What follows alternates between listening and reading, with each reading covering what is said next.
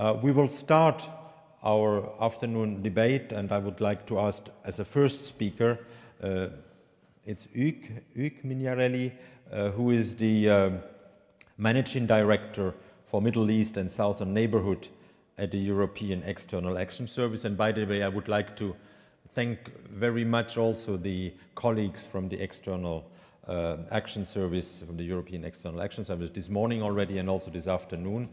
We are very pleased that you all managed to come and to assist at this debate, at this conference. So I will first ask Hugues, in a sense, what is the analysis of the policy implementation of the so often cited European soft power and how this could be developed and transferred further on. Please, you have the floor.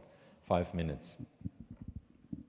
Thank you. It's a pleasure, obviously, to say a few words about what we have been trying to do, in particular in our neighborhood, south and east, over the last few months and years. And to start with a conclusion, it's clear that the picture is very much mixed. It would not be serious if I would say that the EU has achieved everything it should have achieved in Eastern Europe, in the Maghreb region and in the Middle East. But at the same time, we have been able to push our agenda a bit in certain sectors.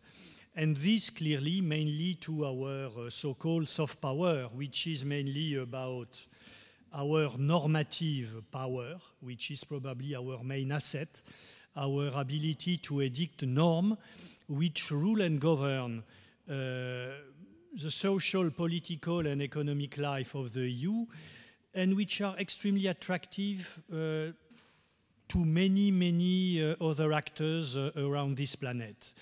Then it is as well our attachment to our values.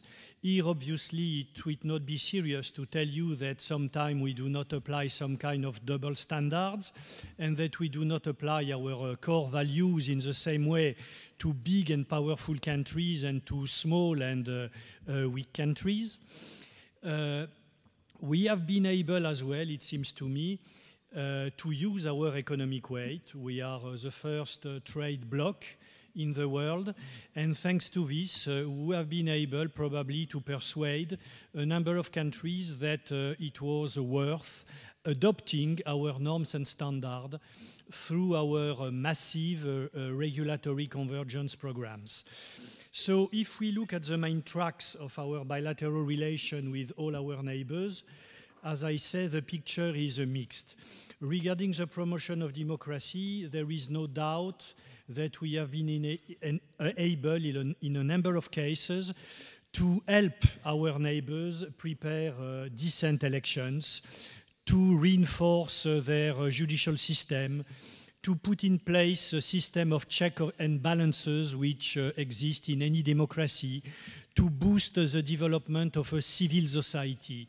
All these, I think, are achievements for which the EU can be relatively proud.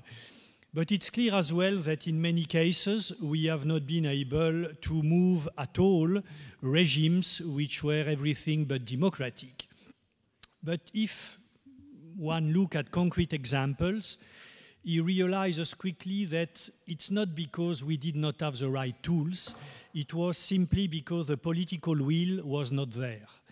If anybody tried to understand why we have been supporting the Ben Ali regime up to the end, it's not because we were not aware of the situation, it's not because we did not have the tool to promote an independent media system, an independent judicial system, or to develop NGOs and free trade unions. It's because the political will among the 27 member states was not there. And the same applied to a number of countries in the Middle East and in Eastern Europe. Now, if we take the second track of our bilateral relationship, namely our objective to promote an inclusive and sustainable growth and development in our partner countries.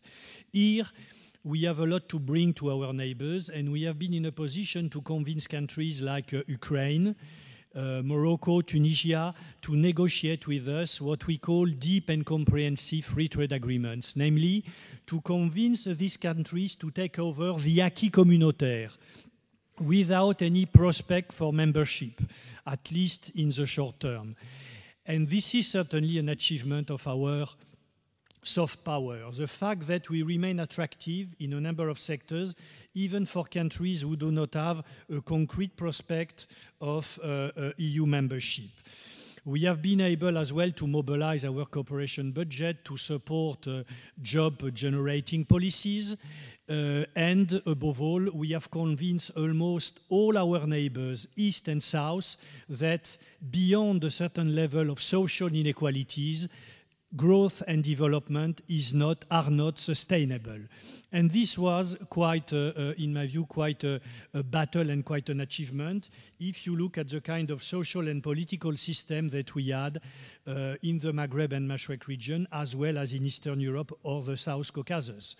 But believe me, with all our partners, we have been able in our joint documents to mention that social cohesion must be at the heart of sustainable development. I do not say that we have convinced a number of leaders, such as Saakashvili or others, that social cohesion is of the essence.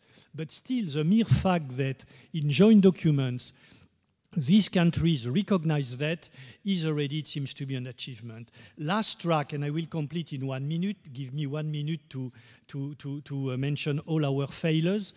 Last track, sectoral cooperation and mobility of people.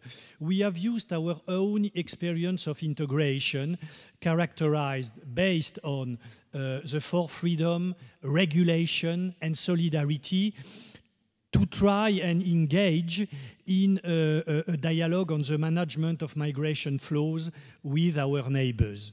The ideas are there, the models are there, but the political will on the EU side is not there, and there is no need for me to tell you why. Now, our failures. It's clear that when it comes to address a threat or to manage a crisis, all this soft power is not enough.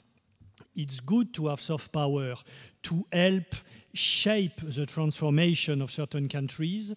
It's good to be a fervent supporter of multilateralism to avoid the kind of experiments we saw in Iraq and elsewhere in the last years, but still that's not enough. It's clear that we need to step up to strengthen our military capabilities, to have a quick reaction force that we can project quickly to address a number of crises. It's clear that we have to pool and share resources, that we have to pool intelligence, to start building a common strategic culture, but the main weakness of the EU, for me, still remain beyond our all weaknesses in the military sector. Our main weakness remain our huge difficulty to speak with one voice in the face of most crises or when we deal with strategic partners like Russia or China. This difficulty to convince our member states that their long-term interests are better served by pursuing common objectives than by trying to get some short-term results through bilateral policies. On this, up to now, it seems to me that we have still a long way to go. Thanks.